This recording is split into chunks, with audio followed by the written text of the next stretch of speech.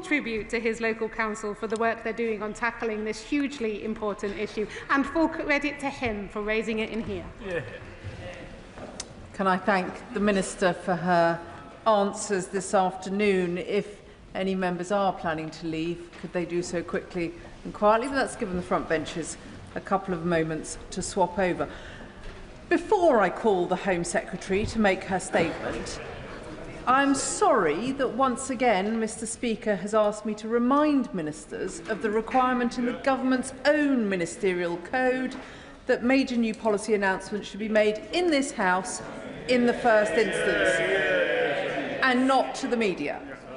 This afternoon's statement has already been the subject of very extensive media coverage, both over the weekend and this morning, including a lot of policy detail. Honourable and right honourable members on the government benches were very quick to criticise ministers in the previous government for this kind of behaviour, but the Home Office seems to have a particular problem with making media announcements before ministers come to make statements to the House. I know that the committee chaired by the honourable member for North Dorset is looking at this matter, and I look forward to reading their recommendations. Statement: Asylum policy, the Home Secretary. Thank you very much, Madam Deputy Speaker. With your permission, I will make a statement about how we restore order and control to our borders. I do so as this government publishes the most significant reform to our migration system in modern times. This country will always offer sanctuary to those fleeing danger. But we must also acknowledge that the world has changed, and our asylum system has not changed with it. Our world is a more volatile and more mobile place. Huge numbers are on the move. While some are refugees, others are economic migrants seeking to use and abuse our asylum system. And even genuine refugees are passing through other safe countries searching for the most attractive place to seek refuge. The burden that has fallen on this country has been heavy. 400,000 have sought asylum here in the last 4 years. Over 100,000 people now live in asylum accommodation, and over half of refugees remain on benefits 8 years after they have arrived. To the British public who foot the bill, the system feels out of control and unfair. It feels that way because it is. The pace and scale of change has destabilised communities. It is making our country a more divided place. There will never be a justification for the violence and racism of a minority. But if we fail to deal with this crisis, we will draw more people down a path that starts with anger and ends in hatred. I have no doubt about who we really are in this country. We are open, tolerant, and generous. But the public rightly expect that we can determine who enters this country and who must leave. To maintain the generosity that allows us to provide sanctuary, we must restore order and control. Rather than deal substantively with this problem, the last Conservative government wasted precious years and £700 million on their failed Rwanda plan, with the lamentable result of just 4 volunteers removed from the country. As a result, they left us with the grotesque chaos of asylum seekers housed in hotels, shuttled around in taxis, with the taxpayer footing the bill. My predecessor as Home Secretary picked up this dreadful inheritance and rebuilt the foundations of a collapsed asylum system. Decision-making has been restored, with a backlog now 18% lower than when we entered office. Removals have increased, reaching nearly 50,000 under this government. Immigration enforcement has hit record levels, with over 8,000 arrests in the last year. The Border Security Bill is progressing through Parliament, and my predecessor struck a historic agreement with the French, which means small boat arrivals can now be sent back to France. These are vital steps, but we must go further. Today we have published Restoring Order and Control, a new statement on our asylum policy. Its goals are twofold. Firstly, to reduce illegal arrivals into this country, and secondly, to increase removals of those with no right to be here. It starts by accepting an uncomfortable truth. While asylum claims fall across Europe, they are rising here. And that is because of the comparative generosity of our asylum offer when compared to so many of our European neighbours. This generosity is a factor that draws people to these shores on a path that runs through other safe countries. Nearly 40% come on small boats and over perilous channel crossings, but a roughly equal number come here legally via a visitor, work or study visa and then go on to claim asylum. They do so because refugee status is the most generous route into this country. An initial grant lasts 5 years, which is then converted almost automatically into permanent settled status. In other European countries, things are done differently. In Denmark, refugee status is temporary and they provide safety and sanctuary until it is possible for a refugee to return home. In recent years, asylum claims have hit a 40-year low. And now, across Europe, countries are tightening their systems in similar ways. We must act too. We will do so by making refugee status temporary, not permanent. A grant of refugee status will last 2.5 years, not 5. It will be renewed only if it is impossible for a refugee to return home. Permanent settlement will now come at 20 years, not 5. I know this country welcomes people who contribute, and for those who want to stay and are willing and able to, we will create a new work and study visa route solely for refugees, with a quicker path to permanent settlement. To encourage refugees into work, we will also consult on removing benefits for those who are able to work but choose not to. Outside of the most exceptional circumstances, family reunion will not be possible, with a refugee only able to bring family over if they have joined a work and study route and if qualifying tests are met.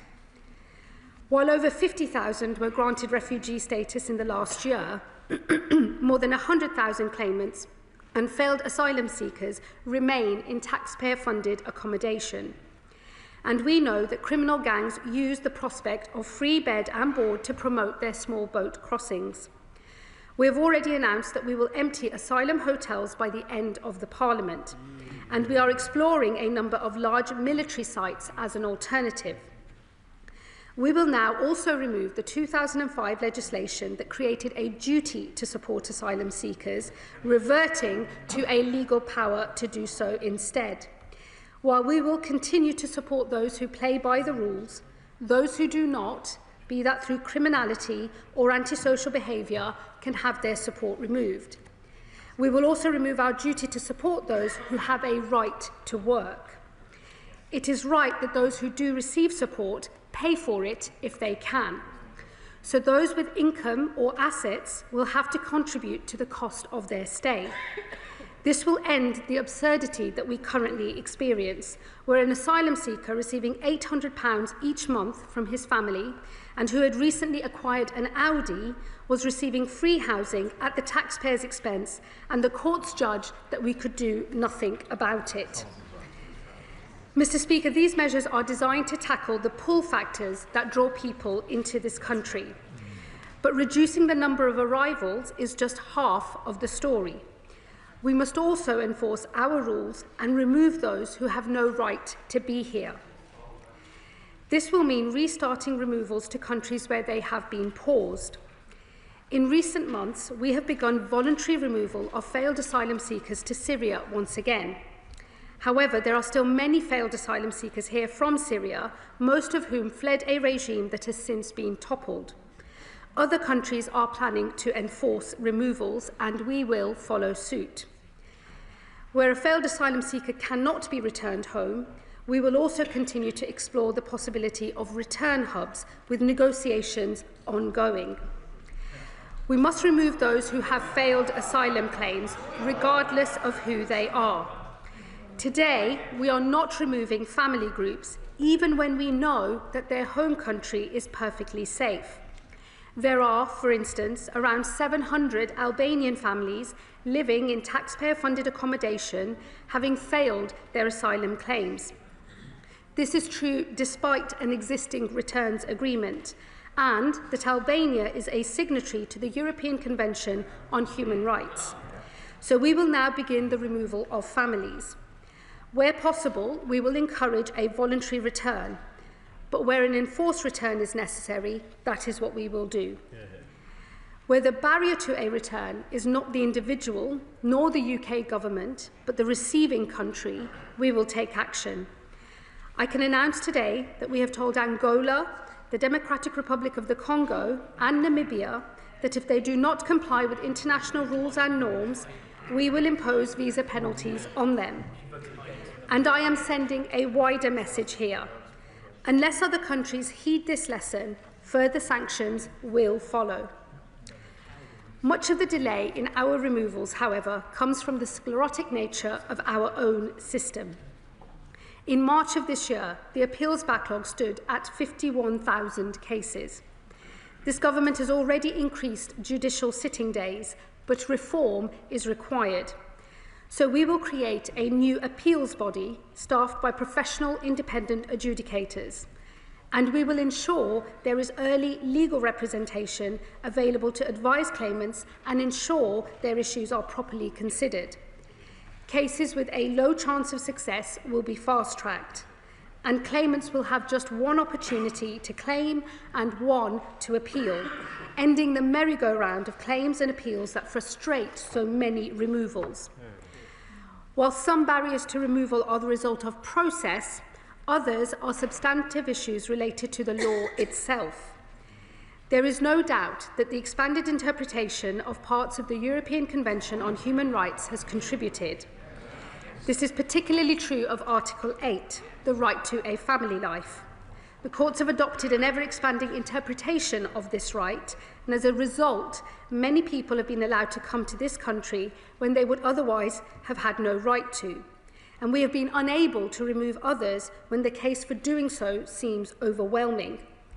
This includes cases like an arsonist sentenced to 5 years in prison, whose deportation was blocked on the grounds that his relationship with his sibling may suffer. And more than half of those detained are now delaying or blocking their removal by raising a last-minute rights claim. Article 8 is a qualified right. That means we are not prevented from removing individuals or refusing an application to move to the UK if it is in the public interest. To narrow Article 8 rights, we will therefore make 3 important changes in both domestic law and our immigration rules. Firstly, we will define what exactly a family is, narrowing this down to parents and their children. Secondly, we will define the public interest test so the default becomes a removal or refusal, with Article 8 rights only permissible in the most exceptional circumstances. Thirdly, we will tighten where Article 8 claims can be heard, ensuring only those who are living in the UK can lodge a claim rather than their family members overseas, and that all claims are heard first by the Home Office and not in a courtroom. We will also pursue international reform of a second element of the European Convention, the application of Article 3, the prohibition on torture and inhuman, degrading treatment or punishment. We will never return anyone to be tortured in their home country. But the definition of degrading treatment has expanded into the realm of the ridiculous. Today we have criminals we seek to deport, but discover we cannot because the prisons in their home country have cells that are deemed too small, or even mental health provision that is not as good as our own. As Article 3 is an absolute right, a public interest test cannot be applied. For that reason, we are seeking reform at the Council of Europe, and we do so alongside international partners who have raised similar concerns. But it is not just international law that binds us. According to data from 2022, over 40% of those detained for removal claimed they were modern-day slaves. This well-intentioned law is being abused by those who seek to frustrate a legitimate removal. So I will bring forward legislation that tightens the modern slavery system to ensure that it protects those it was designed for and not those who seek to abuse it. Taken together, Madam Deputy Speaker, these are significant reforms. They are designed to ensure our asylum system is fit for the modern world and that we retain public consent for the very idea of providing refuge. We will always be a country that offers protection to those fleeing peril, just as we did in recent years when Ukraine was invaded, when Afghanistan was evacuated, and when we repatriated Hong Kongers. For that reason, as order and control is restored, we will open new, capped, safe and legal routes into this country. These will make sponsorship the primary means by which we resettle refugees, with voluntary and community organisations given greater involvement to both receive refugees and support them, working within caps set by government. We will also create a new route for displaced students to study in the UK and another for skilled refugees to work here. And of course, we will always remain flexible to new crises across the world as they happen. I know the British people do not want to close the doors, but until we restore order and control, those who seek to divide us will grow stronger. It is our job as a Labour government to unite where there is division. So we must now build an asylum system for the world as it is, one that restores order and control, one that opens safe and legal routes to those fleeing danger across the world, and one that sustains our commitment to providing refuge for this generation and those to come. I know the country we are. We are open, tolerant and generous. We are the Greater Britain that those on this side of the House believe in, not the littler England that some would wish we would become. These reforms are designed to bring unity where others seek to divide. Madam Deputy Speaker, I commend this statement to the House. Leader of the Opposition, Kemi Badenoch. Madam Deputy Speaker, can I thank the Home Secretary for advance sight of his statement, most of which I read in the Sunday Telegraph, actually. But I am pleased that she is bringing forward measures to crack down on illegal immigration. It's not enough, but it is a start, and it's also a change. It's a change from her previous position in opposition of a general amnesty for illegal migrants. But I do want to praise the new Home Secretary, Madam Deputy Speaker. She's bringing fresh energy and a clearer focus to this problem, and she has got more done in 70 days in the job than her predecessor did in a year. She seems to get what many on the benches behind refuse to accept. She is right to say that if we fail to deal with the crisis, we will draw more people to a path that starts with anger and ends in hatred. But we will also allow our English Channel to operate as an open route into this country for anyone prepared to risk their lives and pay criminal gangs.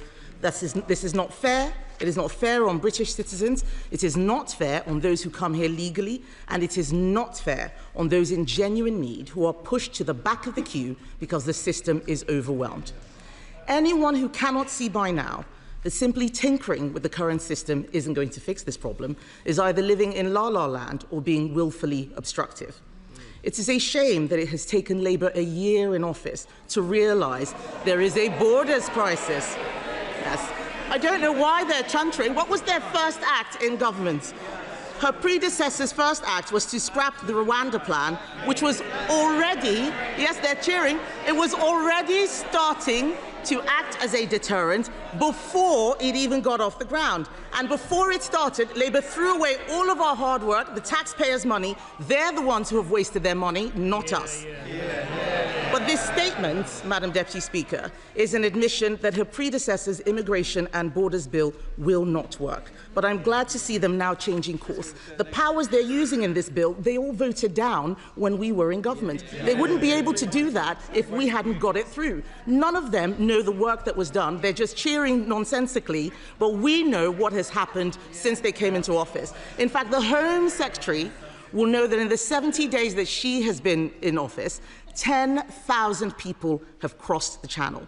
And in the last year, we have seen record levels of asylum claims. The problem has got worse since Labour came into office and is getting even worse by the day. But I am afraid to tell her that what she is announcing is not going to work on its own, and some of these measures will, in fact, take us backwards. I say that to her with no ill will, and I hope she believes me when I say I genuinely want her to succeed. Because on this side of the House, we are speaking from experience. We know how difficult this is. It is, we are. And we're not going to take any lectures from the people who voted down every single measure to control immigration. Some of the measures she is announcing today, Madam Deputy Speaker, are undoubtedly positive steps. Baby steps, but positive nonetheless. We welcome making refugee status temporary, and we welcome removing the last Labour government's legislation that created a duty to support asylum seekers. She's right to do that. Yeah. However, some of what she is announcing simply does not go far enough. On this side of the House, we believe that anyone who arrives illegally, especially from safe countries, should be deported and banned from claiming asylum. Does the Home Secretary agree that anyone who comes to this country illegally should be deported? I'd like to know, I think the country would like to know, because this announcement means that some people who arrive will be allowed to stay. They just need to wait 20 years before getting permanent settlement. That does not remove the pull factor. But the main problem is that for as long as the UK is in the ECHR, illegal immigrants and those exploiting our system will use human rights laws to block anything she does to solve this. I know this because I saw it happen again and again over the last 4 years. I know she is seeing it too. We even saw it this year with the Prime Minister's one-in, one-out scheme, which has seen people return to France come back yet again on small boats. I can guarantee that her plan to reinterpret Article 8 will not work. We tried this already. Strasbourg and UK case law will prevail. And I agree with her that the definition of degrading treatment is overinterpreted.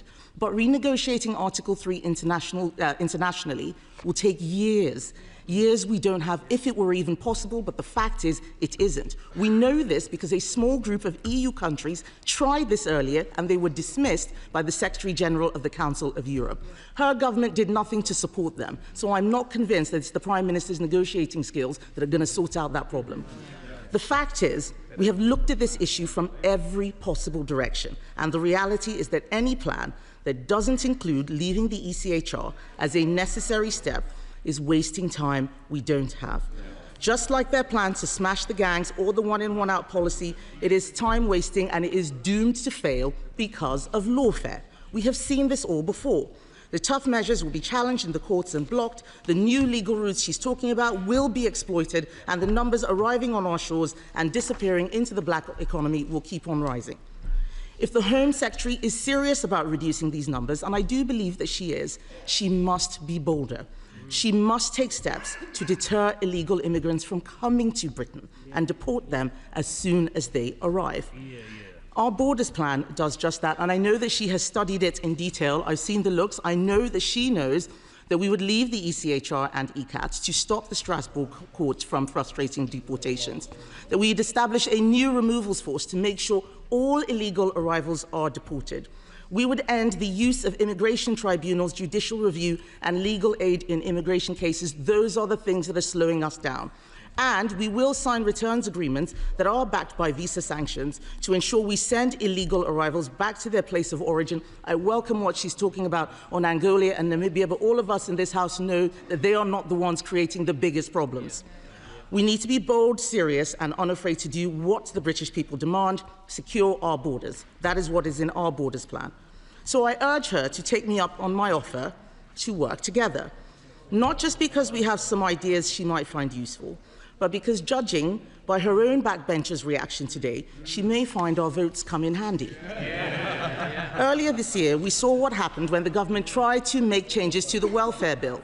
The Prime Minister was defeated by his own backbenchers and ended up passing legislation guaranteeing that more money would be spent on welfare. And it doesn't appear that his grip on the party has improved since then. So you can be sure that the MPs behind the Home Secretary are already plotting to block any serious changes she tries to make. We can help her with that. Why are they shaking their heads? We've seen them do it time and time again before. I would say to the Home Secretary, this is a genuine offer in the national interest. We will not play the same game they did, voting things down for no reason, but she must be clear with the House on these questions. How many people will be able to take advantage of the new work and study visa route? And what will the level of the cap be? Will it be 10,000 people? Will it be 100,000 people? The government has separately confirmed they will allow Gazan students to bring dependents. We oppose this, but can she clarify how the government will ensure that people brought to the UK from a territory under Hamas control are not a risk to our security?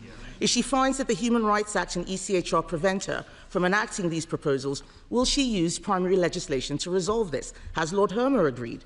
By her own admission 3 weeks ago, the Home Office is not yet fit for purpose, so why then are we creating the new legal routes for the Home Office to run?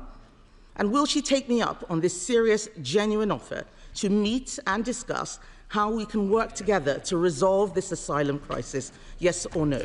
I urge her to put party politics aside, meet with me and my Shadow Home Secretary. Let's find a way to work together. Order. I was very generous with time then. Home Secretary. Thank you, Madam Deputy Speaker. I thank the Leader of the Opposition for her response to the statement. I see that the Shadow Home Secretary has been subbed out after his performance at Home Office orals. But whether it's the Shadow Home Secretary or the Leader of the Opposition herself, I'm very happy to take on the Conservative Party any day of the week. And let me start by saying we will not be taking any lessons from those opposite on how to run an effective migration system or indeed an asylum system, because I'm afraid to say to the Leader of the Opposition, she knows that her party in government gave up on governing altogether.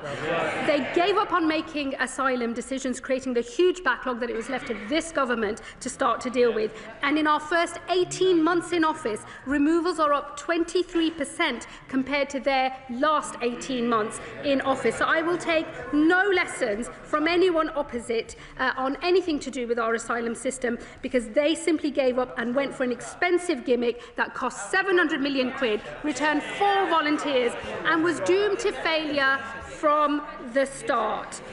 I will also say, Madam Deputy Speaker, the Leader of the Opposition had rather a lot to say about the European Convention on Human Rights.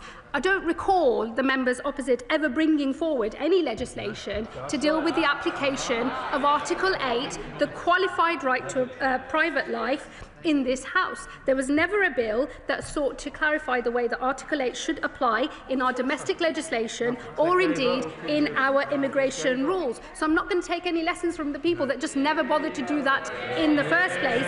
It is this government that is rolling up our sleeves, dealing with the detailed, substantive issues that we face and thinking of proper, workable solutions to those matters.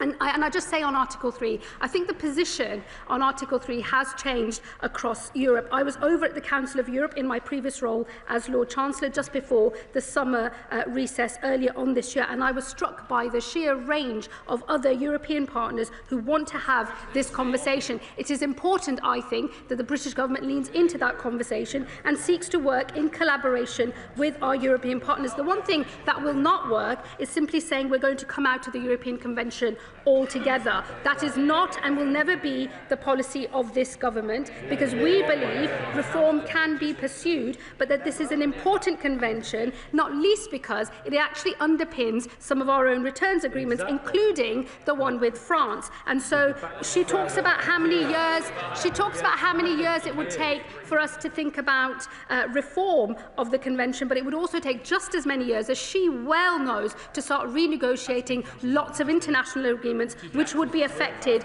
by us coming out of the convention. So I'm afraid her solution once again will not work. And if she wanted to work together in the national interest, and look, Madam Deputy Speaker, I'm always up for working in the national interest, because nothing actually matters more to me than holding our own country together and uniting our country. But they could have started by voting for the Borders Bill, which is currently going through the House and which they have voted against at every opportunity. So forgive me if I don't take this newfound conversion to working together in the national interest with much seriousness, because their own track record suggests it should not be taken seriously. And not be taken seriously, Madam Deputy Speaker, sums up the position of the Conservative Party. These are the people that left this government an abject mess to clear up. They gave up on governing, they gave up on running an effective asylum system, and now they turn up without so much as an apology to the British public, thinking that they've got anything to say that anyone wants to hear.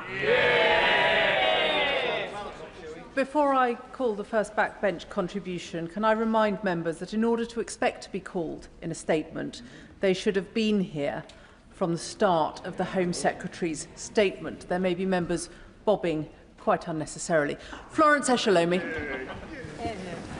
Thank you, Madam Deputy Speaker. Madam Deputy Speaker, the reality is we need an asylum and immigration system based on fairness and consistency. My constituency of Vauxhall and Campbell Green is a testament to this. It's a place that's been made richer because of the people who've come here from all over the world. Some of them have fled persecution and have made a home over many years. I meet these people every week in the community and including in schools, where I see those children excited about their future. When this government came into office last year, they were right to say that their priority in this area is to tackle the huge backlog of unprocessed asylum claims left by their predecessor. Clearing that backlog is a big task, Madam Deputy Speaker, but it is right that we identify who has a right to be here. But by introducing more assessments of those who've been here for many years, making new judgments on safety of a country will take considerable resources. So is the Home Secretary confident that these changes will not have an unintentional consequence and actually make it harder to achieve her goal? I thank my honourable friend for her question. Let me assure her there will be both the administrative system and the resources needed to underpin the asylum changes that we are making. It is already the case that at the end of the 5-year leave to remain period, there is meant to be an assessment as to whether the country of origin remains a safe country or not. What has ended up happening, though, in practice is that has become an almost effectively an automatic pathway to permanent settlement. That is the thing that we are changing. But what I would ask her to do is look carefully at our protection work and study route, because we will be encouraging those who have sought asylum here, being granted refugee status, to go into work or to study that supports their integration, but it also means that they are making a contribution which actually will retain public support for the system overall. Liberal Democrat spokesperson Max Wilkinson. Thank you, Madam Deputy Speaker. It is right that the government is looking for ways to bring order to the asylum system. It was left in total disarray by the Conservatives. Sadly, the government has been too slow to act. Britain has a long and proud history of responding with compassion to people fleeing unimaginable horrors. That should continue in a way that is fair and sustainable. So we welcome some of what the Home Secretary has said on that score. But what is not helpful is the Home Secretary claiming that the country is being torn apart by immigration. Acknowledging the challenges facing our nation is one thing, but stoking division by using immoderate language is quite another. I will, however, welcome news about safe and legal routes. This is something the Liberal Democrats have called for some time, since they were scrapped by the Conservatives, leading to more small boat crossings. But we do have some concerns about the far-reaching detail behind these proposals, which seems to be missing. The Home Secretary is revoking the legal duty to provide asylum seekers with accommodation and says asylum seekers should support themselves and contribute to our society. But she is still banning them from working so they can support themselves, contributing to our society. That makes no sense at all. She relies a lot on Denmark as an example. Denmark lets asylum seekers work after 6 months. So will she. And can she guarantee that the burden to house asylum seekers won't fall on already struggling local councils? And can she guarantee that we won't see a whole-scale transfer of asylum seekers from hotels to the streets? And if the Minister for Border Security and Asylum announced to the media asylum seekers could have jewellery confiscated, is the Home Secretary doing this to raise money or to deter people? And either way, does she acknowledge that many British people will see it as unnecessary and cruel? State-sponsored robbery will certainly not fix a system that costs taxpayers £6 million every day in hotel bills. If the government plans to keep its promise to end hotel use, it must also process the claims of the 90,000 backlog of asylum seekers. Something the Liberal Democrats have a plan to do within 6 months using Nightingale-style processing centres. Does the Home Secretary seriously believe that an overstretched Home Office, which has yet to clear the existing backlog, can also undertake reviews of every refugee's status every 2.5 years? The UK must continue to lead international efforts to manage large migratory flows, and because the flow of people comes from Europe, she will need to work with the EU on a solution. The Oxford Migration Observatory has identified a clear Brexit effect. That means people refused asylum in the EU now make a second attempt here, a consequence of the Brexit delivered by the Conservatives and the honourable member for Clacton 2. The Minister refused to answer earlier whether Brexit has harmed our immigration and asylum system. So I'll ask the Home Secretary now, does she think that Brexit has made it easier or more difficult for this country to control its borders and asylum system? And does she think reductions in overseas development spending will reduce or increase migratory flows?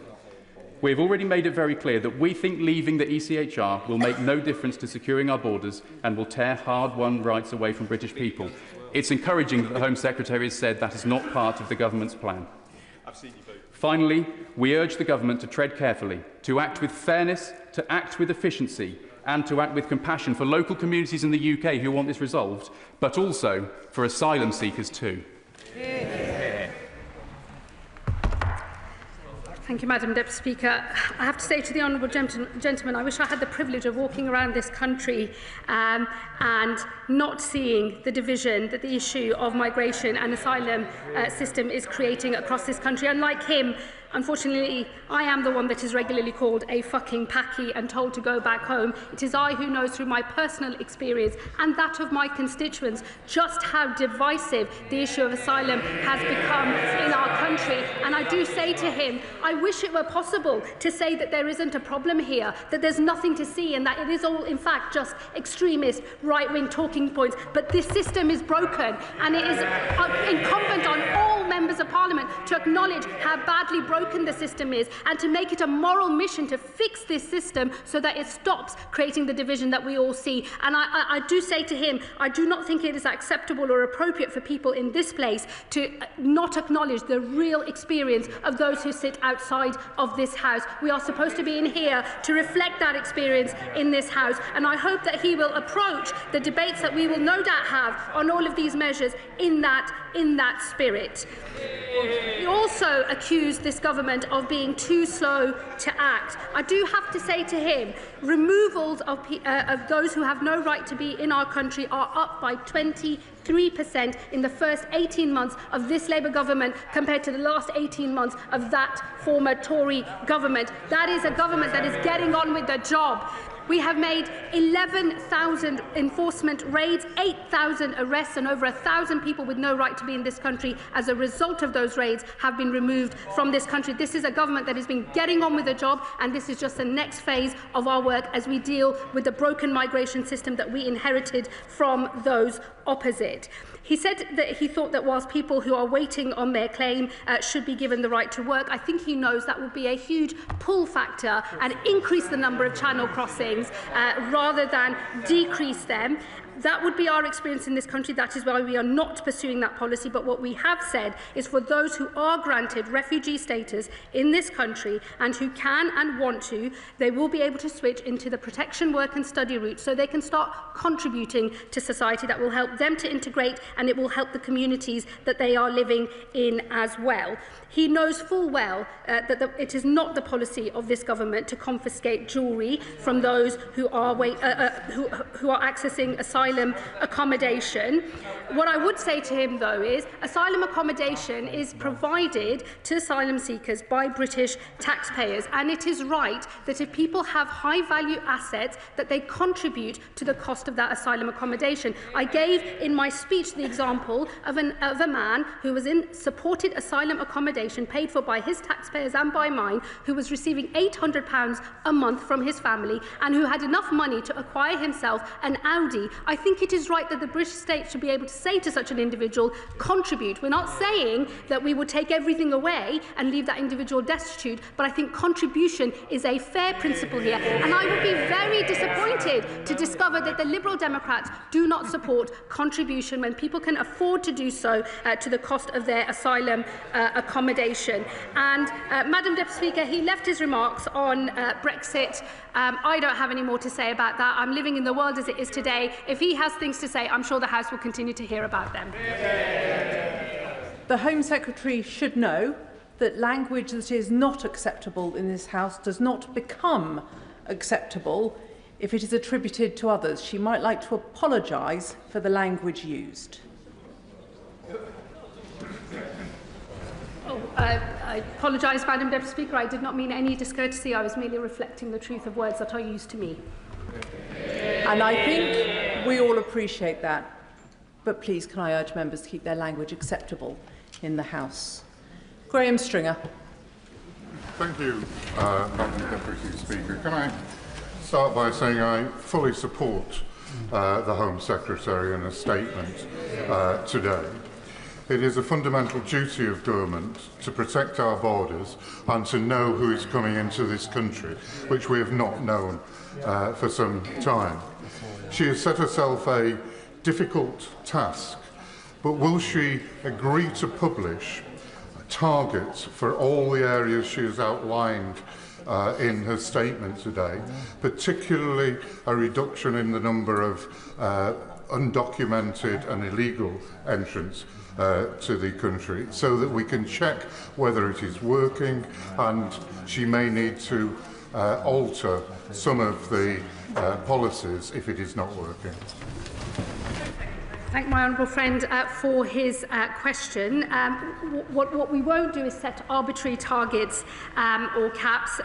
We have learnt the lessons of previous governments, and I think that setting a number in that way actually costs public confidence. The better thing to do is to actually get on with delivering these reforms, passing the necessary legislation in this House, delivering them out there in the country, and then assessing them as they go. I have no doubt that there will be much debate and scrutiny in this place and in others about the success of these reforms, and I look forward to answering those questions over the coming months and years, no doubt. Chair of the Home Affairs Committee, Dame Karen Bradley. Madam Deputy Speaker. My committee, I'm sure, will want to look closely at the very significant number of announcements that the Home Secretary has made today. But she has referred on a number of occasions to asylum seekers contributing to the support that they're given. And I wonder whether she has made any consideration of setting up a deferred payment scheme much akin to the student loan scheme, so that people, when they are granted asylum and are in work, can start to pay back for the generosity they've received. I thank the Chair of the Home Affairs Select Committee, and I do very much look forward to my first appearance before her committee, which I hope we can arrange very soon, and I'm sure we will be discussing in detail all of these proposals, as well as other matters relating to the Home Office. Let me say on that specific point around further contribution, it is something that we are currently exploring. It's not part of the package of measures today, but I'll happily update the House in due course. Joe White. Well, thank you, Madam Deputy Speaker. Can I thank the Home Secretary for her statement? Would the Home Secretary agree with me that enforcing the immigration rules, including removals, is in the public interest? Could the Home Secretary provide greater detail on the action the government will take to balance public interest against individual rights? Well, I thank my honourable friend for her question. We will bring forward legislation in the next session on the specific ways in which we will deal with the application of Article 8 to immigration cases, and also how we will update our immigration rules as well. I'm happy to discuss with her how that legislation will be developed over the coming weeks, but the intention is to do exactly as I said in my statement, in particular to define what is a family, to define how the public interest test is used so that it is only used in the most exceptional of circumstances, and to tighten the who and the why, the who and the where of how Article 8 claims can be made. Taken together, we believe that that will ensure that we are able to ensure that the application of Article 8 is exactly as it was intended to be when the European Convention on Human Rights was first agreed to. Father of the House, Sir Edward Lee. On these benches, we generally wish her well, because otherwise the country, in her own words, will start falling apart. So it's a good effort, 7 out of 10. She clearly has strong Conservative instincts.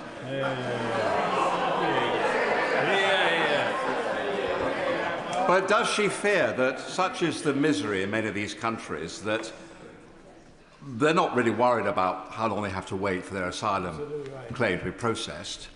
And does she fear that unless we do arrest and detain and deport people very quickly, then this problem will just go on and on and on? So she mentioned return hubs. Could you say a bit more about that? And could you have an open mind about schemes such as Rwanda? On Rwanda, no. I think on the substance of what he says, he can't be right because claims are down in Europe and up here.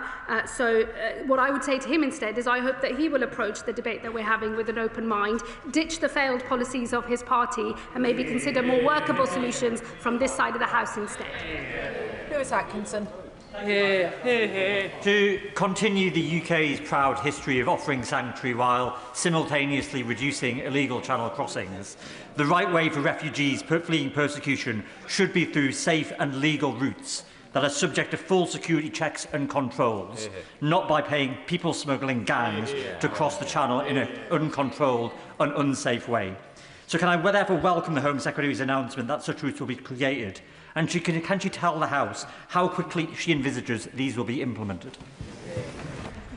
I thank my honourable friend. Safe and legal routes are absolutely the way that we should be seeking to bring people into our country, and not through the people smuggling route in the north of France and over the Channel. And it is an explicit policy choice that I have made to disincentivise people coming through that route and paying thousands of pounds as they do so to organised immigration criminals, and will privilege those who come through our safe and legal routes. As we get order and control into the system that we have inherited, these safe and legal routes will become more generous over time. They will start modest, the numbers will be in the low hundreds, but they will grow, and we want them to grow because we want people fleeing sanctuary to be able to find safe harbour here in this country, and we make we are absolutely proud of that position as a government. This route will grow over time. I hope people across the House will support that, but I think we have to get order and control into our system first.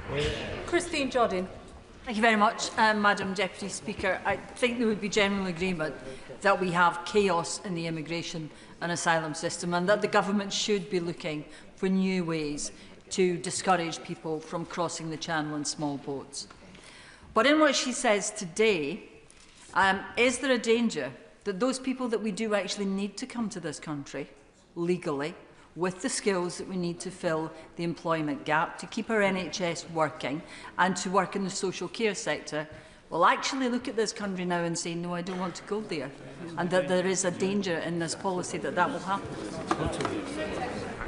I disagree with the honourable lady. There is no reason to believe that. What I would say to her is that if you look at the numbers of people that come into this country on the small boats, it's about 40% of all asylum claims. Actually, it's about the same number of people who come through a legal route, a visit visa, a work visa or a study visa, which when that visa comes to an end, apply for asylum. I hope she would recognise that it is important that we stop that abuse of the asylum system so that we can retain public confidence in the legal migration system that I think we can all agree that this country needs.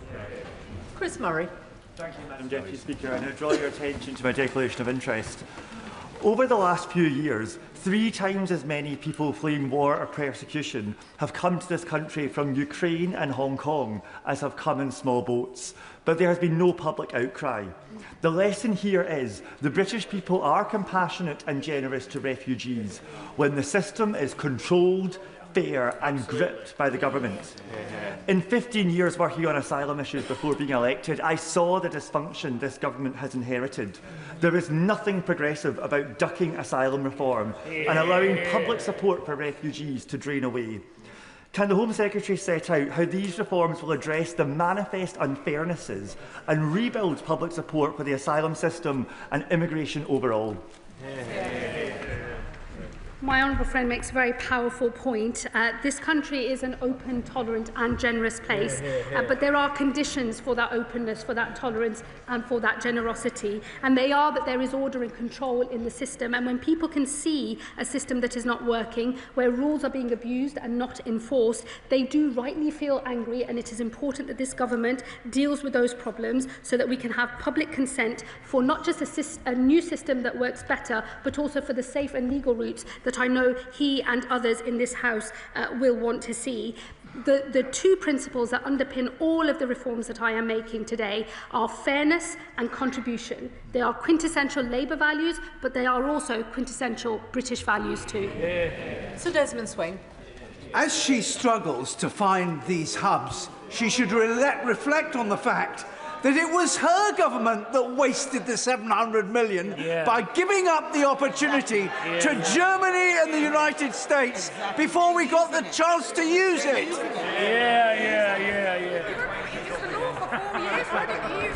Apologies, Madam Deputy Speaker. In all the finger wagging, I sort of missed the question.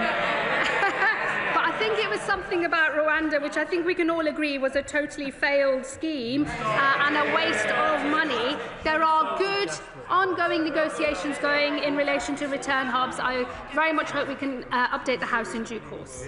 Sarah Owen. Thank you, Madam Deputy Speaker.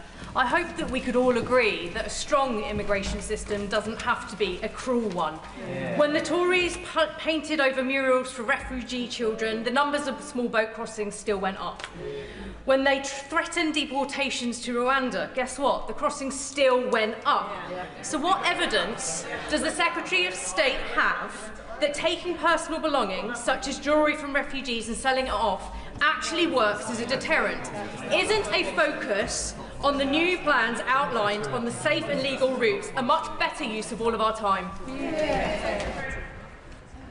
I say to my honourable friend, we are not taking jewellery at the border. I can't say it any more clearly than that. She will know that the example I have used in my speech, and the sort of case we're going after, is those who have assets, those who have access to money and who can afford quite expensive cars, who should make a contribution to the cost of what is currently free asylum support. These two things are not the same, and I would urge her not to conflate the two. We will not and never will seize people's jewellery at the border. We're not going after their sentimental items like wedding rings and so on. We are talking about those who have high value assets, who receive at the moment, having claimed asylum in this country, so before they've been granted refugee status, they've claimed asylum, they receive free accommodation on the state.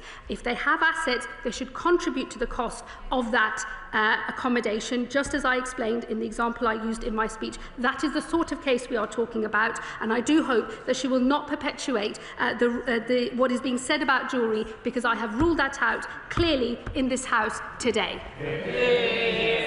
Sir Ashley Fox. Thank you, Madam Deputy Speaker. Can I thank the Home Secretary for her statement? Labour's change, of course, is most welcome, and she's outlined some useful steps today. Now, my constituents want to see the Holiday Inn in Bridgewater emptied of migrants and returned to commercial use. And to achieve that, the Home Secretary is going to have to be bolder.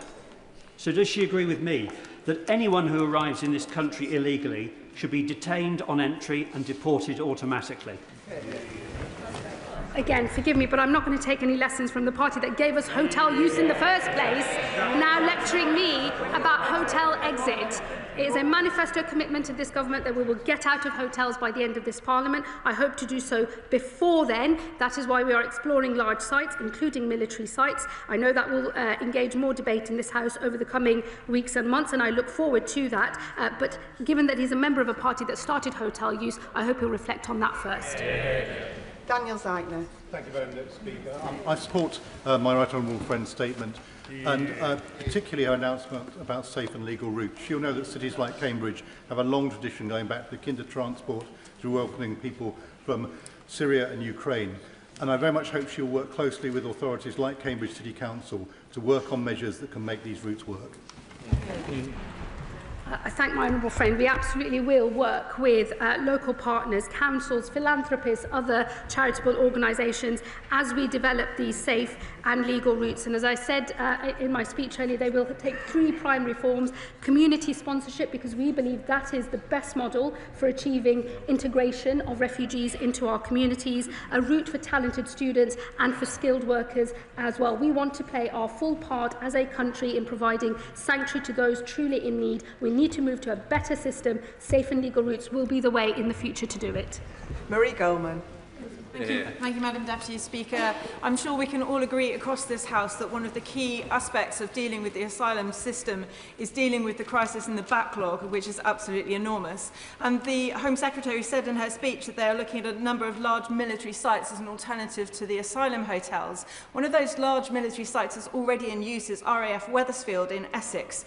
I understand from Essex Police that Braintree District Council has been given a sum of funding to the tune of about £2 million to help with community cohesion, dealing with the fact that they have that facility nearby. However, buses are taking asylum seekers from Wethersfield to places like Colchester and to my constituency of Chelmsford several times a day, and that is placing extra strain on Essex Police in those areas, yet they are unable to access those funds. Will the Home Secretary commit to providing extra funds to Essex Police in those areas to help them police them? I think that was 2 questions. One on the backlog, which I recognise the backlog of appeals is far too high. It is why we're going to create a new independent appeals system so that we can run through these cases more quickly whilst fulfilling our obligations to an independent process and providing early legal advice as well. And on the specific points in relation to Wethersfield and pressures on councils, we do of course work closely with local councils and do provide funding to assist with community cohesion and other issues, and I will look carefully at the example that she has raised if she writes to me. Derek Twigg. Madam Deputy Speaker, can I say to the Home Secretary that her statement is most welcome. It's certainly a step in the right direction, and certainly the proposals that she set out today are a significant step in the right direction. It's also the case, I think, as well, that the comments she made about the damage to the social fabric of this country are very, very important.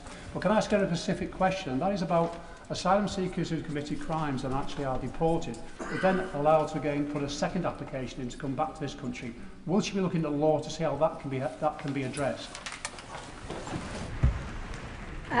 What I would say to him on those who are convicted of crimes, the combination of the sentencing bill changes and what I have said today should actually lead to earlier deportation of foreign national offenders in this country. It is of course absolutely important that those individuals face the full force of the law, but we have made a policy decision as a government that for the vast majority of foreign national offenders, the appropriate thing to do is to move to immediate deportation wherever possible. Sakib Bhatti. Thank you, Madam Deputy Speaker. The Home Secretary said that she was exploring the possibility of return hubs with negotiations ongoing. Can she tell the House which country she's negotiating with and how much is it going to cost? No, because he would not expect me, I think, to comment on live negotiations with other countries. But those negotiations are ongoing, and I hope we have announcements to make soon. Catherine West. Deputy Speaker, the Hornsey and Friar Barnet constituency has a long tradition of being boroughs of sanctuary, and just today I had an excellent briefing from the Jewish Voice for Refugees Hayas J-Corps. Will she agree with me that currently there is a real problem with the cliff edge for failed asylum seekers who end up street homeless or rough sleeping, particularly in my constituency around the Finsbury Park area? And will she redouble her efforts to understand the connections between homelessness and the asylum process so that all people can have shelter in the current period as we go into the winter? I thank my honourable friend. I do understand the point that she is making. I mean, I think the reality is that there are a lot of failed asylum seekers within the asylum accommodation system, and I'm sure she would accept and agree that where somebody has a failed claim and no right to be in this country, the best thing to do is to voluntarily leave the country, and we do already provide packages to help people make that decision. I, of course, don't want to see people homeless in this country, but I know she can't possibly think that the answer answer to that is to essentially have there be no consequence to having a failed asylum claim in the first place. We do need to run a system where the rules are enforced, as uncomfortable as that might occasionally be, but of course recognising that we don't want people in destitution. That is why we do make financial packages available for people to voluntarily remove the country, and that will always be the case. Speak Wishart. Madam Deputy Speaker, in their manifesto, Labour promised to defend migrants' rights and build an immigration system based on compassion and dignity. Instead, what we have is a policy